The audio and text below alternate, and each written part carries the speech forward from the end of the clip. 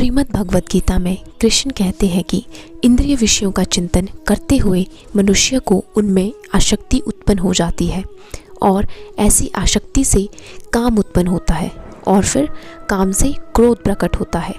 इसका मतलब है जो मनुष्य कृष्ण भावना भावित नहीं है उसमें इंद्रिय विषयों के चिंतन से भौतिक इच्छाएं उत्पन्न होती हैं। इंद्रियों को किसी न किसी कार्य में लगे रहना चाहिए और यदि वे भगवान की दिव्य प्रेमा भक्ति में नहीं लगी रहेंगी तो वे निश्चय ही भौतिकवाद में लगना चाहेंगे। इस भौतिक जगत में हर एक प्राणी इंद्रिय विषयों के अधीन है, यहाँ तक कि ब्रह्मा तथा शिव जी भी। तो स्वर्ग के अन्य देवताओं के विषय में क्या कहा जा सकता है? इस संसार के जंजाल से निकलने का एकमात्र उपाय है कृष्ण भावना भावित होना। शिव ध्यान मगन थे, किंतु जब पार्वती ने विषय भोग के लिए उन्हें उत्तेजित किया तो वे सहमत हो गए, जिसके फलस्वरूप कार्तिकी का जन्म हुआ।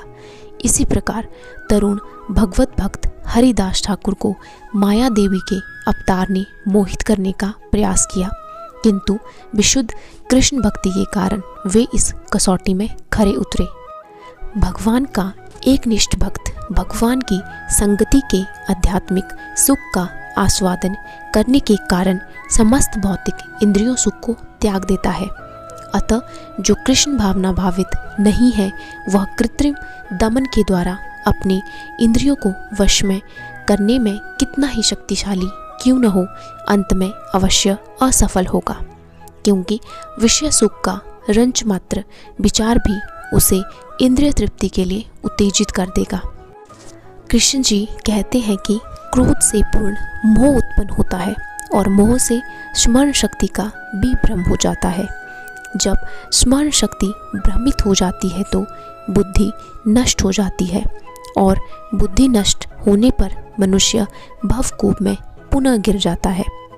इसका तात्पर्य है कृष्ण भगवान अमृत के विकास से मनुष्य जान सकता है कि प्रत्येक वस्तु का उपयोग भगवान की सेवा के लिए किया जा सकता है। जो कृष्ण भावनामृत के ज्ञान से रहित है वे कृत्रिम ढंग से भौतिक विषयों से बचने का प्रयास करते हैं।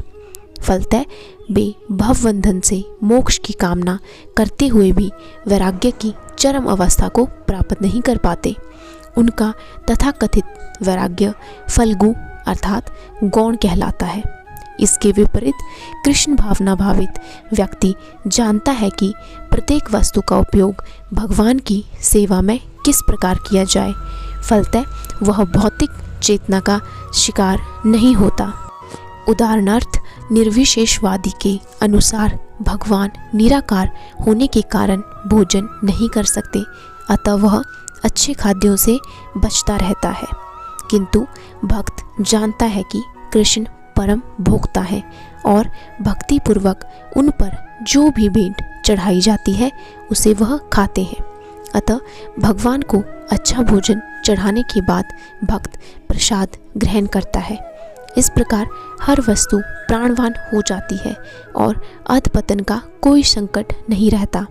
भक्त कृष्ण भावनामृत में रहकर प्रसाद ग्रहण करता है, जबकि अभक्त इसे पदार्थ के रूप में तिरस्कार कर देता है। अतः निर्विशेषवादी अपने कृत्रिम त्याग के कारण जीवन को भोग नहीं पाता और यही कारण है कि मन के थोड़े से विचलन से वह भवकूप में पुनः आ गिरता है।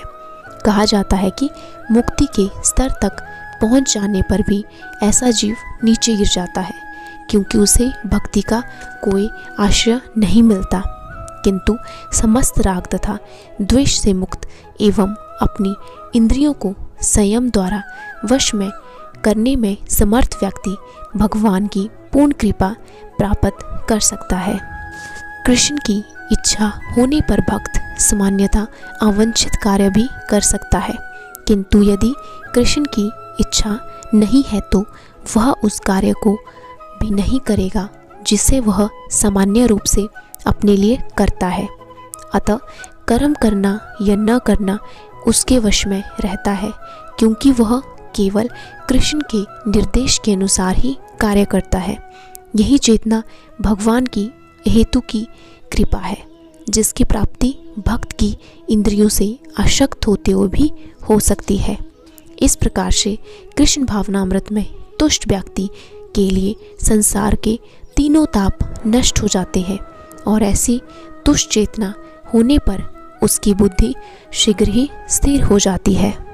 जो कृष्ण भावनामृत में परमेश्वर से संबंधित नहीं है, उसकी न तो बुद्धि दिव्य होती है और न ही मन स्थिर होता है, जिसके बिना शांति की कोई संभावना नहीं है। शांति के बिना सुख हो भी कैसे सकता है। जिस प्रकार पानी में तैरती नाव को प्रचंड वायु दूर बहा ले जाती है, उसी प्रकार विचरणशील इंद्रियों में से कोई एक जिस पर मन निरंतर लगा रहता है, मनुष्य की बुद्धि को हर लेती है। अतः हे महाबाहु, जिस पुरुष की इंद्रियां अपने अपने विषयों से सब प्रकार से विरत होकर उसके वश में है, उसी की बुद्धि निसंदेह स्थिर है। आज के श्रीमद् भगवत गीता ज्ञान से हमने ये जाना कि मनुष्य कृष्ण भावना भावित होकर ही अपनी इंद्रियों को वश में कर सकता है। राधे राधे।